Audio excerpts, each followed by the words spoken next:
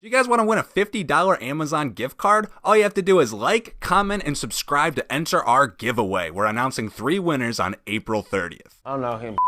Anything over 40 grand he owes me, because that was his last paycheck. I wiped my with that money.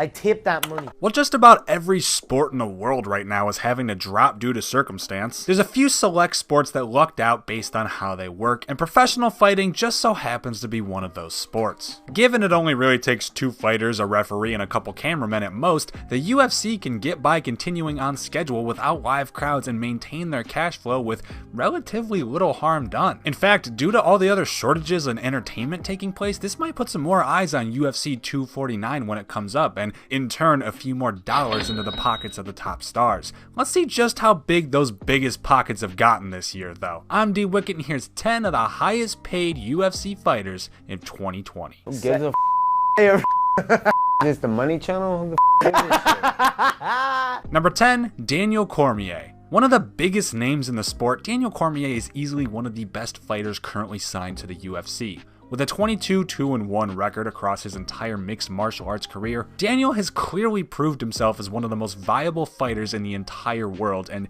Dana White has clearly embraced Daniel for exactly what he's worth. The former Olympian and first man ever to defend 2 UFC titles simultaneously, Cormier has amassed a more than impressive $5.29 million heading into the new decade. A nice chunk, likely around $1 million bare minimum, stems from his direct sponsors, including Monster, Metro PCS, Reebok, and even the American Kickboxing Academy. Aside from them, Cormier has steadily collected paychecks since 2013, most recently snagging $500,000 in his most recent fight last August. He was wearing these. I was like, well, look down. Yeah. And I had on the ones, the bread ones, Wow. and they just the bread ones are so much better than these shoes. That's a heat check. They call that a heat check. I was like, come on, Rumble. Number 9, Vitor Belfort. Next up, we've got Vitor Belfort. At the young age of 19, Belfort left his home of Brazil in search of turning his passion for fighting into something a little bit more serious, and it's a damn good thing he did, because going into 2020, he's found himself in the top 10 overall highest earners of the company. You know, I'm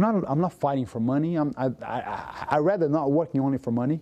I would be in Wall Street or whatever. While Belfort doesn't have nearly the clean green record that Daniel's got, Belfort has over a decade on Cormier when it comes to the tenure with the UFC. Belfort was one of the UFC originals and has consistently fought for the promotion since 1997, and when you put your body on the line like that year in and year out, especially for a man as wealthy as Dana White, yeah, you usually can expect to be paid pretty handsomely. About $5.46 million handsomely if you'd like to throw some extra chunks of change around. Wow, that's more than I make in a year. Don't be asking me for a raise. Number 8, Donald Cerrone. The fighting world's most authentic cowboy, Donald Cerrone has some of the most impressive statistics in the entire sport of mixed martial arts. He currently holds the record for the most wins within the UFC at 23. He's tied with Jim Miller for the most UFC fights at 34, tied up with numerous names over the most UFC fights in a calendar year at 5, 6 fights if you're just talking about a 12-month block, holds the record for the most finishes at 16, most knockdowns in a fight at 20, as well as having the most bonuses and being top 3 overall for all-time performance and finishes of the night.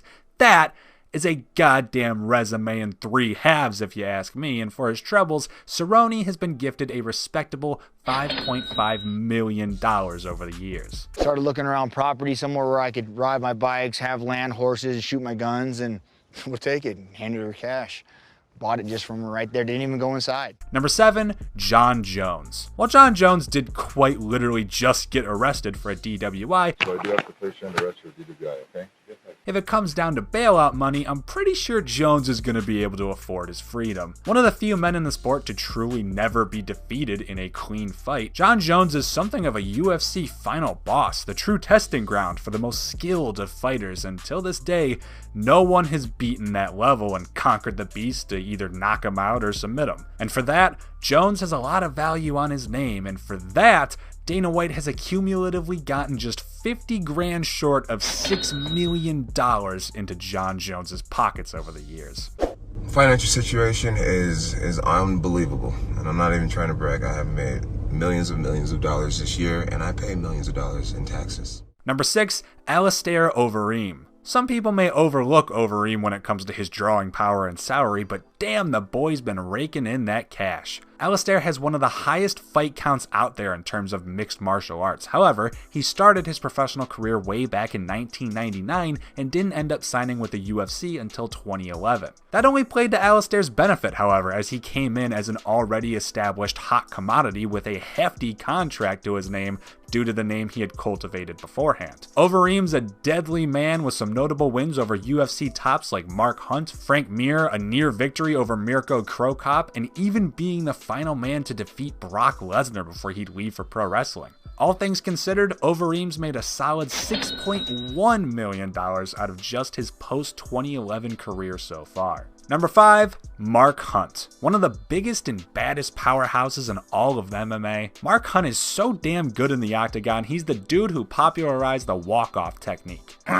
i.e. walking away from your opponent before the referee calls the fight due to confidence that the opponent is already knocked out and doesn't need more damage inflicted. It's pretty much the equivalent to the badass walking away from the explosion in movies without even looking, except this isn't an actor following a script in a scene, it's a real-life fighter confident he just bashed your brains in. Oh my god, how do they walk away in movies without flinching when it explodes behind them? There's no way!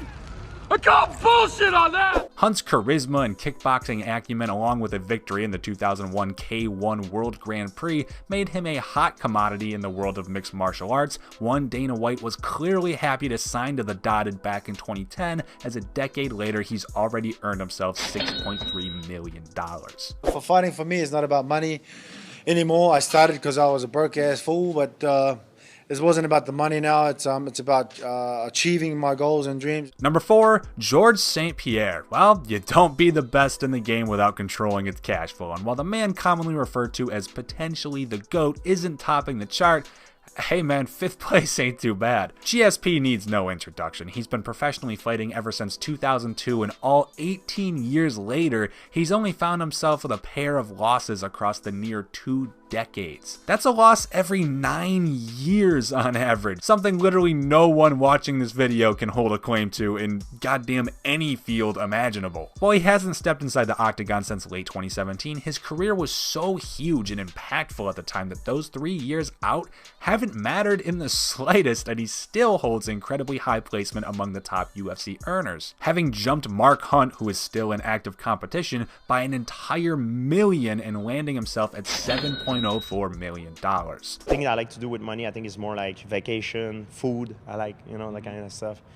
Buying gifts for people like my family, because we grew up very humble, you know, so. Number 3, Michael Bisping. And just like GSP, Michael Bisping managed to move so much merchandise during his time in the limelight that he's still on the highest paid Mount Rushmore despite his last fight taking place in the same month as GSP's. In fact, George's final fight was against Michael Bisping, with Michael only taking on one more fight later that same November before retiring later in 2018 due to his eye injury, as well as him pursuing a career in Hollywood. And while Bisping is surely bringing in the big bucks from the big screens, when it comes to how much coin he was putting in the purse from just fights alone, Bisping just barely edged himself above George before it was all said and done, amassing $7.14 million across his fighting career. Number 2, Khabib.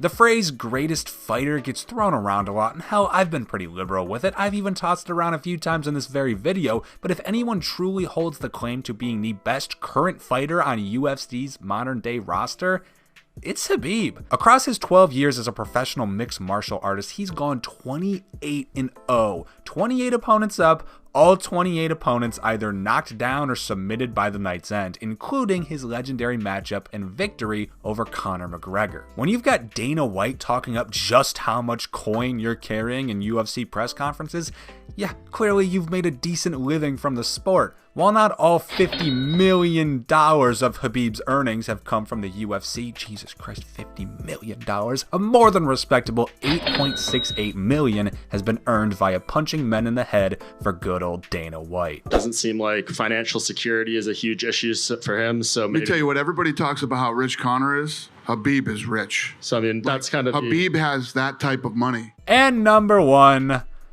Conor McGregor. And to the surprise of absolutely no one, this list is topped by the Irishman. Call it predictable, call him a man who knows goddamn well how to sell a fight. We had slow jumps across this list from the whole range of the 5 millions, a jump straight from 6 to 7 million, and then another million jump all the way up to Silva. Conor McGregor is such a damn draw that Anderson Silva, our number 2 entry on the list, has only earned 2/3 of the money Conor McGregor has made off the UFC in about 1/3 of the time. Between his huge drawing power, his multiple sponsorships, and that loud mouth of his, he's managed to pull in just over $12 million. That is insane, and even if somehow someone else had beat him, if he would have placed secondary on this list, he would still be the de facto number 1 anyways, because through his UFC career, he managed to get a boxing match with Floyd Money Mayweather, and despite losing to the money, he walked away with $75 million. Are you kidding me? There's word that you could make $10 million on this thing. Is that accurate? On this fight? Yep. I'm going to breeze past the 10 million mark. And those are the 10 highest paid UFC fighters as of 2020. What are your thoughts? Let us know in the comments down below. After liking the video, subscribing to the channel, and notifications, and that bell.